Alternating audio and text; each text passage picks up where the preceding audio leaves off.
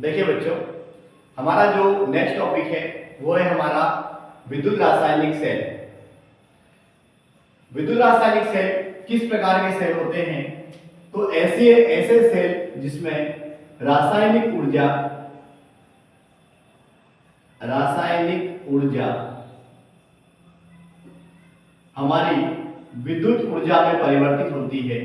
विद्युत ऊर्जा में परिवर्तित होती है, हमारे विद्युत रासायनिक सेल कहलाते हैं।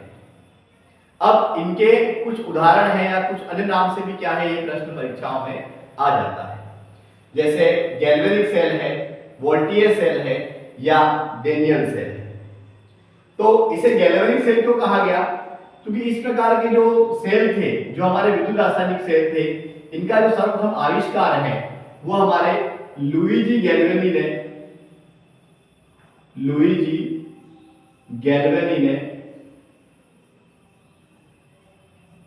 सन 1780 में किया एवं एलेसेंड्रो वोल्टा ने विद्युत रासायनिक सेल का निर्माण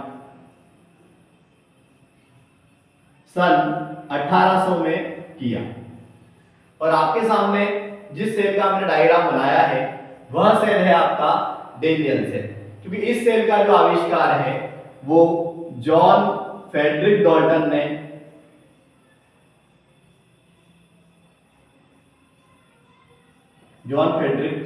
डेनियल ने सन 1836 में किया।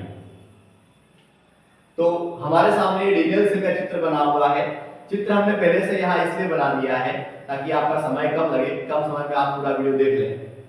देखिए डेनियल सेल किस प्रकार का होता है। इस सेल के अंदर हमारे दो पात्र होते हैं। पहले पात्र के अंदर जिंक की छड़ जो कि एनोड का कार्य करती है, जिसमें जिंक सल्फेट का अपघट्य डला हुआ होता है। अपघट्य से हमारा आशय है ऐसा पदार्थ जो कि जलीय विलयन में घोले जाने पर धन आयन एवं ऋण आयन में टूट जाता है। इसी प्रकार दूसरे पात्र में हमारा कॉपर की छड़ होती है जो कि काम करती है कैथोड का, जिसके अंदर कॉपर सल्फेट का अपघट्य प्रयोग किया जाता है, जो कॉपर 2 धनावेश एवं सल्फेट 2 ऋणावेश में अपघटित हो जाता है। दोनों इलेक्ट्रोड को लेकर धातु के एक तार के द्वारा जोड़ दिया जाता है एवं दोनों के मध्य में हम वोल्टमीटर का प्रयोग करते हैं। वोल्टमीटर हमको दोनों इलेक्ट्रोड के विभव का अंतर बताता है, अर्थात विभवांतर का जो मापन है वो हम वोल्टमीटर के द्वारा करते हैं। इस सेल का जो विभवांतर होता है वो होता है हमारा 1.10 वोल्ट। अब हमारा कैथोड एवं एनोड दो अलग अलग पात्रों में है, अतः परिपथ को सर्किट को पूरा करने के लिए हम यहाँ पर लवण सेतु का प्रयोग करते हैं, जो कि पोटेशियम क्लोराइड या अमोनियम क्लोराइड का जल में बना पेस्ट है, जो कि कांच की एक यू आकार की नली में भरा हुआ होता है। अब ये सेल हमारा किस प्रकार से कार्य करता है? तो देखिए यहाँ पर जिंक जो है वो इलेक्ट्रॉन त्यागता है। जैसा कि आपने मानक हाइड्रोजन इलेक्ट्रोड के द्वारा समझा होगा कि जिंक की जो इलेक्ट्रॉन त्यागने की जो क्षमता होती है वो कॉपर से ज्यादा होती है, अतः यहाँ पे जिंक जो है इलेक्ट्रॉन त्यागता है। और जिंक यहाँ पर कितने इलेक्ट्रॉन त्याग रहा है? 2। अब देखिए केवल 2 ही इलेक्ट्रॉन जो त्यागता है, तो जिंक का परमाणु क्रमांक जो है वो 30 होता है। इलेक्ट्रॉनिक विन्यास 1s2 2s2 2p6 3s2 3p6 4s2 3d10। अब हम जानते हैं कि जो इसकी बाहरी कक्षा है वो चौथी है एवं जो 3d उपकोष है उसका ऊर्जा स्तर अधिक होने से वह भी हमारी बाहरी कक्षा की तरह व्यवहार करता है। लेकिन 3d उपकोष के पूर्ण भरे होने के कारण वह अपनी स्थायी अवस्था में रहता है, अतः जिंक केवल 4s में उपस्थित 2 ही इलेक्ट्रॉन को त्याग कर +2 ऑक्सीकरण संख्या दर्शाता है। तो देखिए यहां पर हमारा जिंक जो है वो 2 इलेक्ट्रॉन त्यागता है। जब हमारा जिंक 2 इलेक्ट्रॉन त्यागता है तो हमारा जो जिंक की छड़ है उस पर धन आवेश आ जाता है। और आप जानते हैं कि हमारा जिंक की जो छड़ है वह एनोड है और ये इलेक्ट्रॉन त्याग रहा है, अर्थात इस पे जो हमारी जो क्रिया हो रही है वो हो रही है ऑक्सीकरण। अब आप देख रहे हैं कि जिंक हमारा जिंक की छड़ है, अर्थात यह सॉलिड है, लेकिन जब यह इलेक्ट्रॉन त्यागता है, तो आप जानते हैं जब कोई भी धातु इलेक्ट्रॉन त्यागती है तो वह परमाणु क्या होता है, वहां से क्या होता है, बाहर निकल जाता है। अर्थात यह जो छड़ है हमारी, उससे जिंक के जो आयन है, जिंक आयन के रूप में क्या है, यहां से बाहर निकलने लगेगा। अब देखिए यहां पर हमारे जिंक की छड़ के ऊपर धन आवेश आता है। हमारे अपघट्य के अंदर दो प्रकार के आयन हैं, जिंक का धन आयन है एवं सल्फेट का ऋण आयन है। यहाँ पर धन आयन आने के कारण यह हमारे ऋण आयन को अपनी ओर आकर्षित करता है, जिससे हमारा सल्फेट जो ऋण आयन है, जिसमें दो इलेक्ट्रॉन यहाँ पर ग्रहण कर रखे हैं, जो कि अपने इलेक्ट्रॉन जाकर इस इलेक्ट्रोड को दे देता है। एवं अब ऐसा होने पर क्या होता है कि प्रारंभ में जब हमने जिंक सल्फेट का जो विलयन लिया था, उसमें जिंक धन आयन एवं सल्फेट ऋण आयन की जो संख्या थी वो समान थी, लेकिन सल्फेट ऋण आयन का इलेक्ट्रोड पे जाने के कारण जो आपका विलयन है, इसके अंदर जिंक धन आयन की संख्या बढ़ती है। अब जब जिंक धन आयन की संख्या बढ़ती है और सेल हमारा जो है वो ठीक से काम करता रहे, इसके लिए जो धन आयन है उसको हमारा जो लवण सेतु है, इसके अंदर भी दो प्रकार के आयन है। भैया हमारा पोटेशियम क्लोराइड है, तो पोटेशियम क्लोराइड के अंदर पोटेशियम का धन आवेश होता है और क्लोरीन का ऋण आवेश पाया जाता है। तो यहाँ पर जो यहाँ पे धन आवेश उत्पन्न हुआ है, इस धन आवेश को उदासीन करने के लिए हमारा क्लोरीन का जो ऋण आयन है वो इसको यहाँ पे उदासीन कर देता है। अब इस प्रकार हम देखते हैं कि ये सेल कब तक काम करेगा।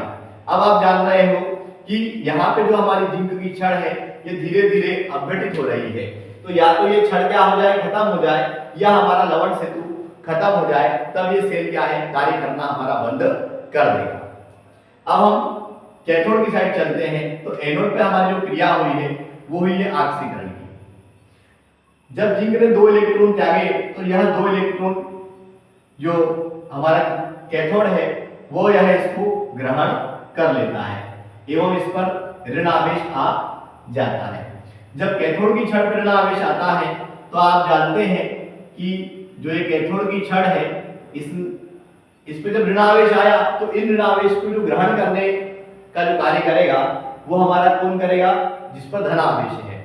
तो हमारा जो कॉपर का जो धन आवेश है जो कहां पर है, हमारा अपघट्य के अंदर है, जिसके ऊपर दो धन आवेश है, तो ये जाकर जो हमारा कैथोड है वहां पर इन इलेक्ट्रॉन को ये ग्रहण कर लेता है। इस प्रकार हमारा जो कॉपर है वो उदासीन रूप में, जब कॉपर अपने एकवश रूप से जब उदासीन रूप में परिवर्तित होता है, तो आप जानते हैं कि कॉपर जो है वो सॉलिड रूप में क्या होता है, ठोस रूप में इस छड़ के चारों ओर जमा होने लगता है। तो इस सेल के अंदर हम ये देखते हैं कि ये छड़ है वो धीरे धीरे नष्ट होती है और इस जो छड़ का आकार धीरे धीरे कॉपर जमा होने के कारण, कॉपर कई हमारे छड़ है और कॉपर आयन जब इस पे जमा होंगे तो इस छड़ का आकार धीरे धीरे बढ़ने लगता है। अब हमने देखा कि जो कॉपर के धन आयन है उनने इलेक्ट्रॉन ग्रहण करे हैं, तो आप जानते हैं जो इलेक्ट्रॉन ग्रहण करता है उस पर अपचयन की क्रिया होती है। इस प्रकार हमारा जिंक पर ऑक्सीकरण एवं कैथोड पर हमारे अपचयन की क्रिया होती है। अब हमारा जो कॉपर के आयन है वो इस इलेक्ट्रोड पे जमा होंगे एवं इस विलयन के अंदर जो है वो ऋण आवेश उत्पन्न होगा।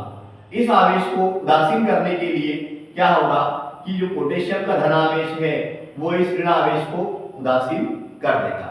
इस प्रकार ये सेल लगातार कार्य करते रहेगा। अब आपने देखा कि इलेक्ट्रॉन जो है हमारे वो एनोड से कैथोड की ओर जाते हैं, तो आप पिछली कक्षाओं में ये पढ़ के आए हैं कि इलेक्ट्रॉन की विपरीत दिशा में धारा का प्रवाह होता है। तो हमारी जो धारा है वो कैथोड से एनोड की ओर प्रवाहित होती है और जिस ओर से धारा प्रवाहित होती है उस ओर धन आवेश एवं जिंक की ओर ऋण आवेश पाया जाता है। अब हम इस जो हमारी ये प्रोसेस है ऑक्सीकरण एवं अपचयन की, इसको हम जोड़कर संपूर्ण सेल अभिक्रिया लिखेंगे। तो देखिए इसको जोड़ने का बड़ा ही सरल तरीका है। जो आपके उत्पाद में और क्रियाकारक में समान है उनको आप आपस में काट दीजिए। जैसे हमारा यहाँ पर दो ऋण आवेश है, यहाँ पे हमारे दो इलेक्ट्रॉन है, तो हमने इसको काट दिया और अब हम इसको जो भी हमारे कारक बचे हुए हैं, क्रिया कारक वाले कारक क्रिया कारक की साइड में और उत्पाद के कारकों को हम उत्पाद की साइड के अंदर जोड़ देते हैं। तो इस प्रकार हमारी जो संपूर्ण सेल अभिक्रिया बनती है वो है ZnSCU2+ एक्वस और उत्पाद की साइड में हमारा जिंक जो है वो धन आयन में एवं कॉपर उदासीन रूप में परिवर्तित हो गया है। तो ये हमारे संपूर्ण सेल अभिक्रिया है। अब इस प्रश्न के अंदर कई बार लवण सेतु के कार्य पूछे जाते हैं। तो देखिए लवण सेतु का हमारा एक यहाँ पर क्या कार्य है, हमारे कैथोड और एनोड, जो हमारा एनोड और कैथोड जो है वो हमारा अलग अलग विलयन में होने के कारण हमारा जो सर्किट है वो पूर्ण नहीं होता है। अतः लवण सेतु इस सर्किट को क्या करता है, दोनों हमारे अर्ध सेलों को जोड़कर सर्किट को पूरा करता है। एवं हमने देखा कि जब हमारे सल्फेट के ऋण आयन जिंक वाले इलेक्ट्रोड में पहुंच रहे हैं तो हमारा पात्र के अंदर जिंक का धन आयन उत्पन्न हो रहा है। तो इस धन आयन को जो उदासीन करता है वो हमारा लवण सेतु करता है। एवं इसी प्रकार से हमारे इस वाले पात्र के अंदर हमारा सल्फेट का ऋण आवेश उत्पन्न हो रहा है, जिसको उदासीन करने का जो कार्य है वो पोटेशियम का धनावेश करता है। तो इस प्रकार हमारा जो ये हमने देखा कि जो लवण सेतु है वो दो विलयनों के अंदर जो भी आवेश उत्पन्न हो रहे हैं उनको उदासीन करने का कार्य करता है। तो ये थी हमारी जो विद्युत रासायनिक सेल है इसकी क्रियाविधि। इस प्रकार से लगातार कार्य करते रहता है। ठीक, धन्यवाद।